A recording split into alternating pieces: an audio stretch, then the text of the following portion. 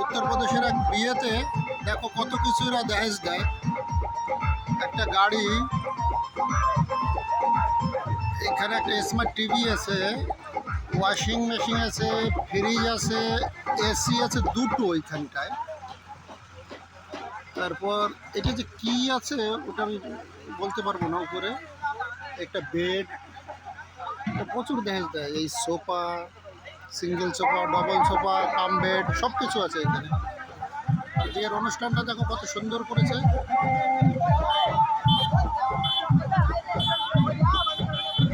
আর খেতে দেওয়ার আয়োজনটা তো আমি ওইখানে যেতে লজ্জা পাচ্ছি আমি।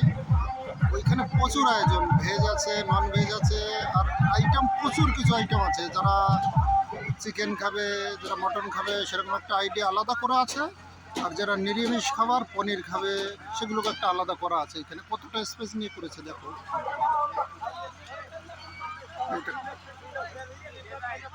এই গাড়িটাও কিন্তু গিফটে আছে। আর যার যার ইচ্ছা মতন নিয়ে নিয়ে খেতে হবে, কেউ খেতে দেবে না। যার যার ইচ্ছা মতন নিয়ে খেতে হবে। এখানে টেবিল আছে, টেবিলে নিয়ে ইচ্ছা মতন খেতে হবে। এই দেখো, আমরা বর বউ বসার জন্য যেমন চেয়ারটা, এইটাই সেরকম বর বউ বসার, ওই উপরে বসবে চেয়ারটা। আর এই যে খাওয়ার টেবিলটা দেখো, যার যার ইচ্ছা মতন নিয়ে নিয়ে এখানে গোল রাউন্ড করে টেবিল আছে, টেবিলে যার যার ইচ্ছা মতন খাবে।